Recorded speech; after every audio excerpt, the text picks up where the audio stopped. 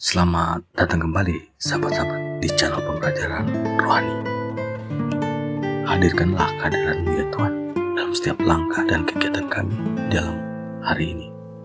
Diiringi oleh Roh-Mu yang kudus, berilah kami kebijaksanaan-Mu yang melimpah agar kami dapat memuliakan-Mu dalam segala hal yang kami lakukan. Amin. Wahyu 3 ayat 18. Aku menasihati kamu, belilah daripadaku emas yang telah dimurnikan dalam api, agar kamu menjadi kaya, dan juga pakaian putih, agar kamu berpakaian dan jangan terlihat ketelanjanganmu, dan juga obat mata, agar kamu dapat melihat. Penjelasan firman Tuhan. Dalam ayat ini, Yesus Kristus berbicara kepada gereja Laodikia. Gereja ini dianggap sebagai gereja yang suam-suam kuku, tidak panas dan tidak dingin. Yesus menegur gereja ini karena tidak bertumbuh secara rohani dan tidak memiliki kerinduan untuk Tuhan. Firman ini memiliki arti dan makna yang penting bagi setiap orang Kristen. Berikut adalah penjelasannya. Emas yang telah dimurnikan dalam api melambangkan kekayaan rohani yang diperoleh melalui ketaatan kepada Tuhan.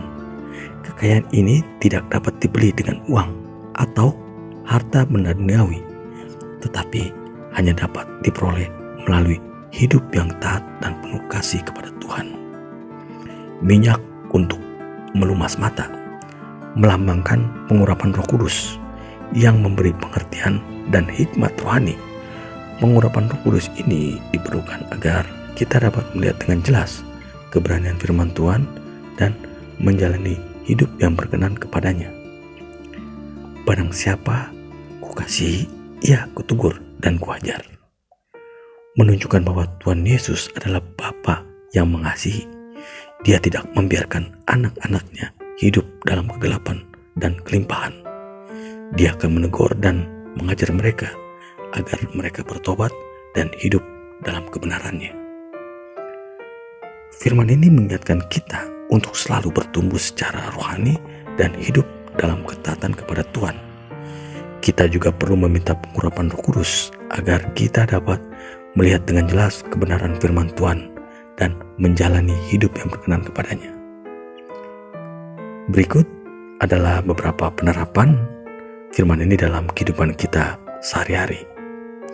Kita dapat bertumbuh secara rohani dengan membaca Alkitab, berdoa, dan mengikuti persekutuan gereja. Kita dapat taat kepada Tuhan dengan menaati perintah-perintahnya dan menjauhi dosa. Kita dapat meminta pengurapan Roh Kudus dengan berdoa dan percaya kepada Tuhan. Semoga firman Tuhan dari kitab Wahyu 3 ayat 18 ini dapat menjadi berkat bagi kita semua. Marilah kita bertumbuh secara rohani dan hidup dalam ketaatan kepada Tuhan, agar kita dapat melihat dengan jelas kebenaran firman Tuhan dan menjalani hidup yang berkenan kepadanya. Amin. Terima kasih sudah menonton video ini. Tuhan yang Maha Pemurah, terima kasih atas hadirat-Mu yang menginspirasikan kami hari ini. Kami bersyukur karena Engkau senantiasa mendampingi kami di setiap langkah perjalanan hidup kami. Dengan nama-Mu, Tuhanku Yesus Kristus, kami menyerahkan segala sesuatu kepadamu. Engkau adalah karang yang kokoh bagi hidup kami. Amin.